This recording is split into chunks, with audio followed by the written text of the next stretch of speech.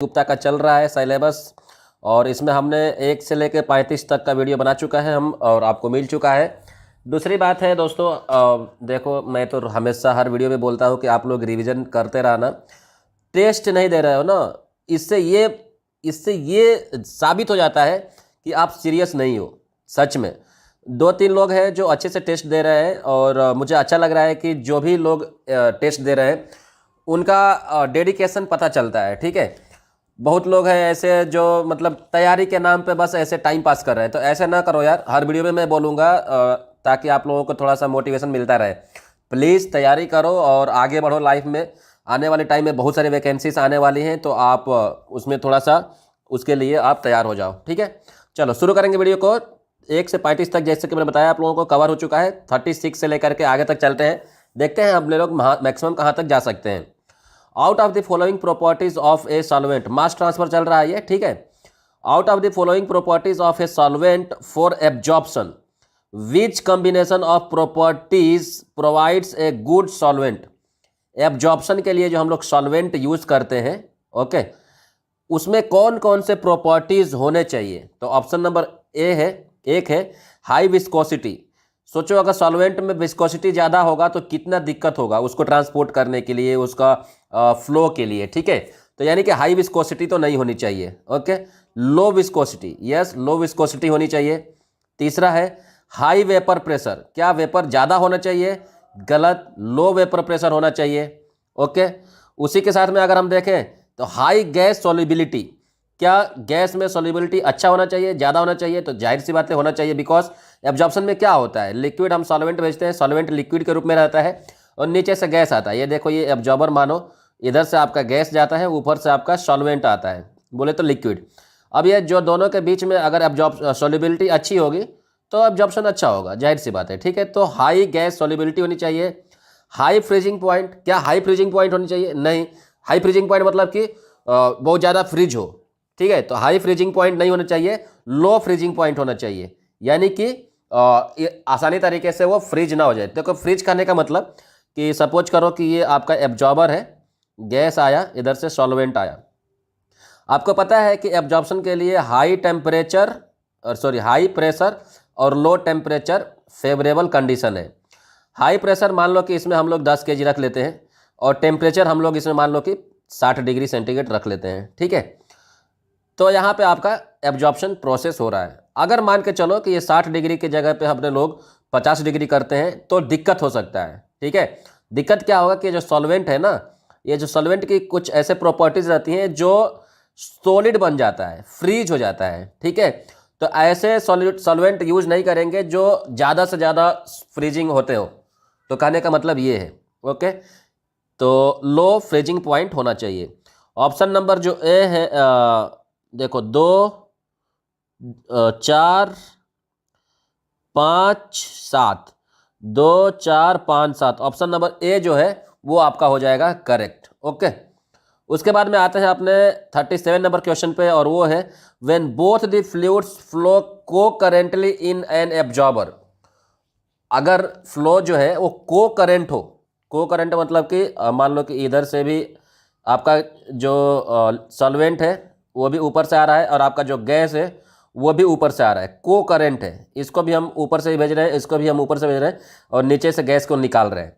तो ऐसे कंडीशन में क्या होगा, the slope of the operating line का जो स्लोप है वो क्या होगा, वो निगेटिव हो जाएगा। ऐसे टाइम में जब लिक्विड और गैस एक ही साइड से जाते हैं तो उनका जो स्लोप होता है वो निगेटिव हो जाता है। अगर काउंटर करंट रहता है तो वो पॉजिटिव रहता है। ठीक है, तो ये हो गया।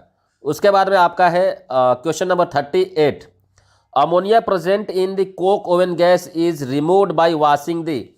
अब देखो अमोनिया सबसे ज़्यादा किस में सॉल्युबल होता है, वाटर में। ठीक है, तो अगर कोक ओवन गैस में अमोनिया है तो उसको कैसे रिमूव कर सकते हैं, तो उसको रिमूव कर सकते हैं हम अमोनिकल लिकर से। अमोनिकल लिकर मतलब कि अमोनिया एक ऐसा वाटर हो जिसमें अमोनिया मिक्स हो थोड़ा बहुत ना, मतलब मैक्सिमम आपका 90-95% आपका वाटर हो, 2-4-5% आपका अमोनिया हो। तो ऐसे, या हम फ्रेश वाटर से भी अपने लोग इसको रिमूव कर सकते हैं। लेकिन आपको यहाँ पे जो ऑप्शन है वो फ्रेश वाटर नहीं दिया है, तो आप अमोनिकल लिकर करोगे। ठीक है, उसके बाद में आते हैं अपने लोग 39 नंबर पे, और वो है आपके सामने, which of the following is not fixed by the process requirements in the design of absorber. क्या एब्जॉर्बर के डिज़ाइन में क्या फिक्स नहीं है, मतलब अपने को क्या नहीं चाहिए, क्या रिक्वायरमेंट नहीं होता है एब्जॉर्बर के डिज़ाइन में। तो पहला ऑप्शन है flow rate of the entering gas.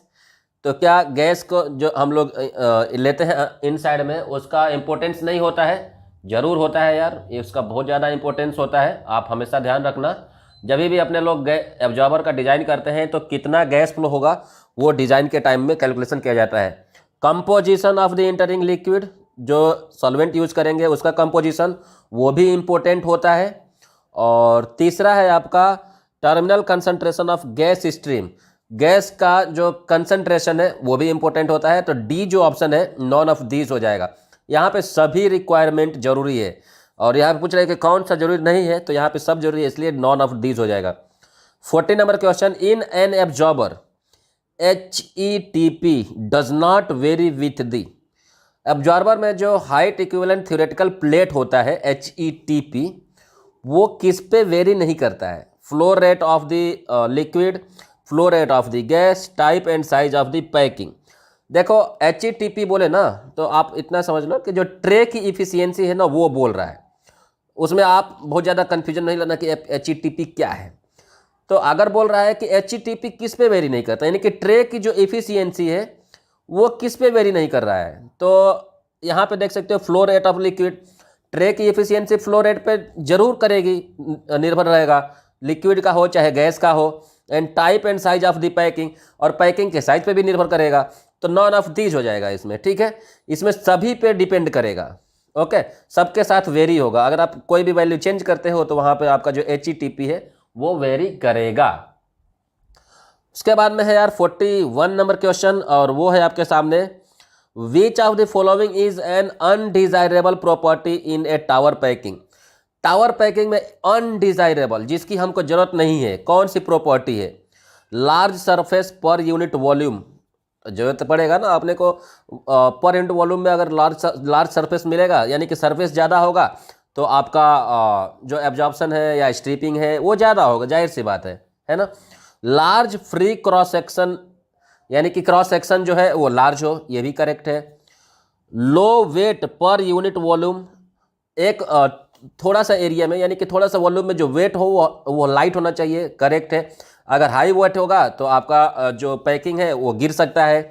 Large weight of liquid retained, जो लिक्विड रिटेंड जहाँ पे हो जाता है, कहीं पे इकट्ठा हो जाता है तो वहाँ पे लार्ज वेट हो जाता है, तो आपका जो टावर पैकिंग है ना वहाँ पे दिक्कत हो सकता है, वो धंस सकता है, नीचे गिर सकता है, बेंड हो सकता है, ठीक है।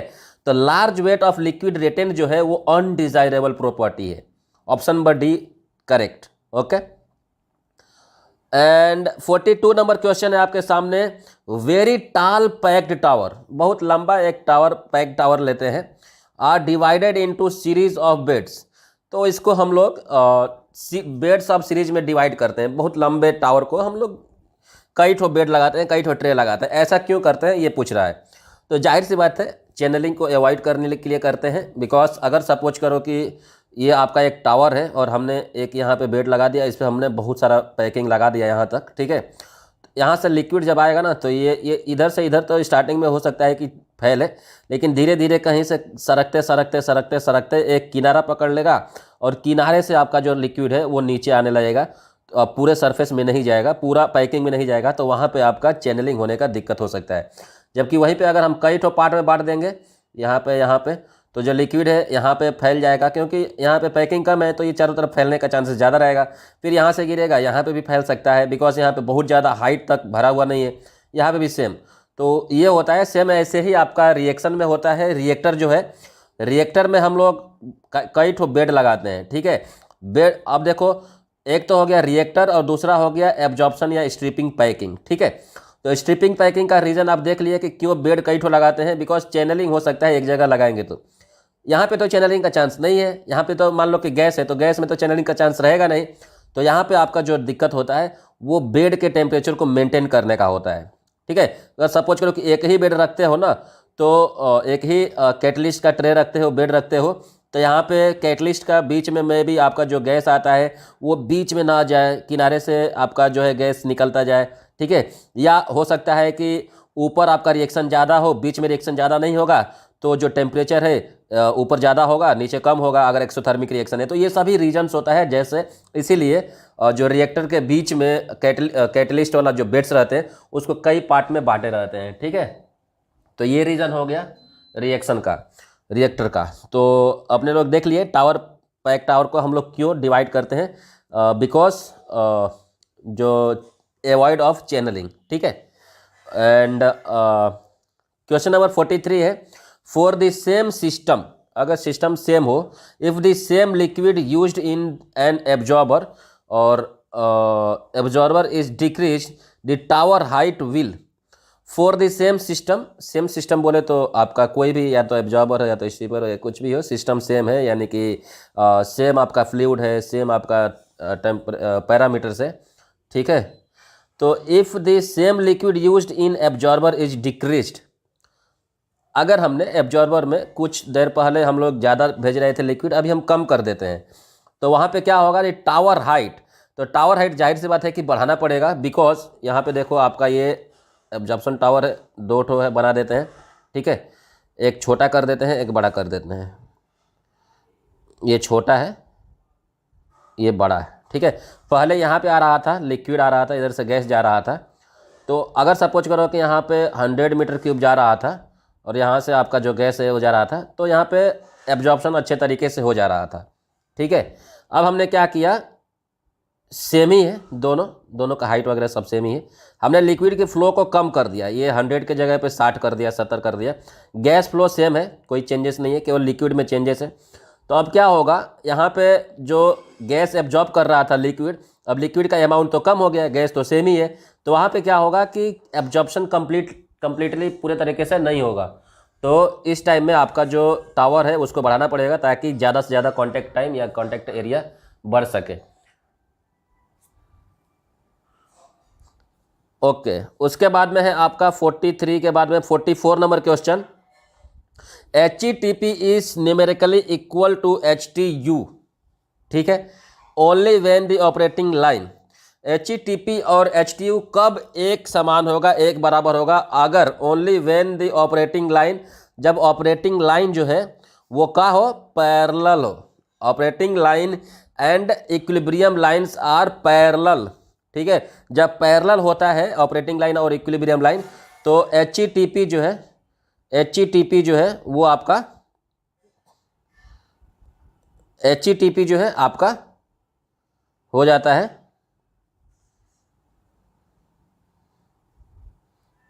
ठीक है। मुझे लगा रिकॉर्डिंग बंद हो गया, ओके, अरे यार सही हो जाओ, ये देखो क्या हो रहा है यार,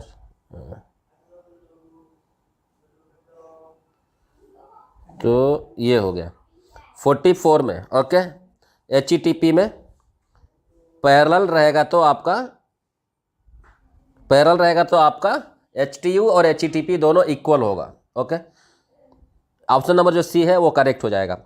desirable value of absorption factor in an absorber is, desirable value of absorption factor in an absorber is, जो एब्जॉर्बर में एब्जॉर्प्शन फैक्टर होता है वो कितना होना चाहिए, तो वो 1 से अधिक होना चाहिए फॉर एब्जॉर्बर, ठीक है। एब्जॉर्बर में 1 से ज़्यादा होना चाहिए एब्जॉर्प्शन फैक्टर, तो ही जा करके अच्छे तरीके से एब्जॉर्प्शन प्रोसेस होगा, ठीक है। उसके बाद में है आपका absorption accompanied by heat evolution results in, अगर एब्जॉर्प्शन हो रहा है तो जो मान लो कि वहाँ पे हीट इवोल्यूशन हो रहा है, हीट निकल रहा है, तो वहाँ पे क्या होगा, यानी कि एब्जॉर्प्शन अकम्पेन्ड, एब्जॉर्प्शन हो रहा है by heat evolution results in increase capacity of the absorber, increase equilibrium solubility, decrease equilibrium. हाँ, यहाँ पे देखो, अगर आपका हीट, वहाँ पे हीट इवोल्यूशन हो रहा है, यानी कि आप मान के चलो कि वहाँ पे हीट बढ़ रहा है, टेम्परेचर बढ़ रहा है एब्जॉर्प्शन के टाइम में, तो एब्जॉर्बर में हीट कम होना चाहिए, यानी कि टेम्परेचर कम होना चाहिए, तो यहाँ पे टेम्परेचर ज़्यादा हो रहा है तो एब्जॉर्प्शन तो प्रॉपर होगा नहीं। इक्विलिब्रियम सॉल्युबिलिटी इंक्रीज होगा? नहीं, इक्विलिब्रियम सॉल्युबिलिटी डिक्रीज होगा। तो absorption accompanied by heat evolution results in decrease in equilibrium solubility. Option number जो सी है वो हो जाएगा करेक्ट। ओके, उसके बाद में है ऑप्शन नंबर 47 नंबर क्वेश्चन। ये है cocurrent absorber are usually used when, जैसे कि आपको पता है कि इसके पहले एक आया था क्वेश्चन कि को करंट अगर फ्लो है एब्जॉर्बर में तो क्या होता है, ठीक है। उसके बाद में है सेम क्वेश्चन कि अगर cocurrent absorber are usually used when the gas to the dissolved in the liquid is pure substance. अगर आपका प्योर सबस्टेंस है लिक्विड और गैस दोनों, तो वहां पे आप को करंट एब्जॉर्बर यूज कर सकते हो। अब प्योर सबस्टेंस कहने का मतलब है आइडियल सॉल्वेंट, ठीक है। और आपको पता है कि आइडियल सॉल्वेंट होता ही नहीं है, तो आप वहाँ पे को करंट का जो ऑप्शन है वो नॉर्मली नहीं होता है। आप कहीं भी एब्जॉर्बर में देखोगे को करंट एब्जॉर्प्शन कहीं भी नहीं होता है, ठीक है। तो ये हो गया। 48 नंबर जो क्वेश्चन है वो है humidification involve mass transfer between a pure liquid phase and a fixed gas which is. Humidification involves mass transfer, humidification में मास ट्रांसफर ऑपरेशन जो है मास ट्रांसफर आपका इन्वॉल्व होता है ए प्योर लिक्विड फेज में एंड ए फिक्स्ड गैस में which is insoluble in the liquid, soluble in the liquid and non ideal in nature and a fixed temperature. तो humidification में basically क्या होता है?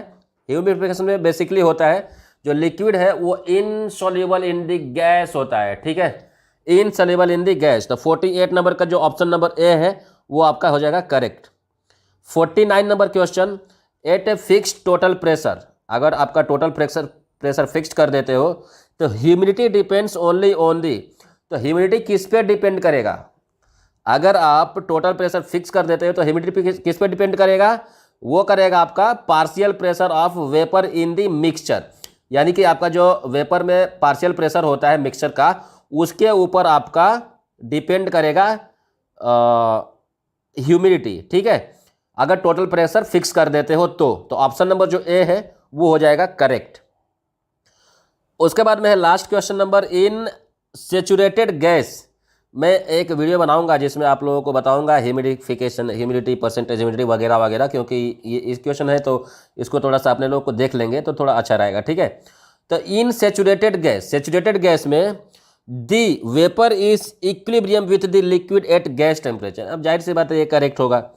देखो सेचुरेटेड गैस क्या होता है, जब वेपर और लिक्विड एक दूसरे के साथ में इक्विलिब्रियम हो, वो भी गैस के टेम्परेचर पे, रूम के टेम्परेचर पे मत कर देना, यहाँ पे ध्यान देना, रूम टेम्परेचर भी दिया हुआ है तो रूम टेम्परेचर नहीं होगा, गैस टेम्परेचर होता है। अगर सेचुरेटेड गैस है तो गैस के टेम्परेचर पे अगर वेपर और लिक्विड दोनों इक्विलिब्रियम स्टेट में है तो आपका जो गैस है वो सेचुरेटेड होगा। ये है 50वां नंबर क्वेश्चन का option number A correct. Okay, और दोस्तों आप लोगों से सॉरी बोलूँगा क्योंकि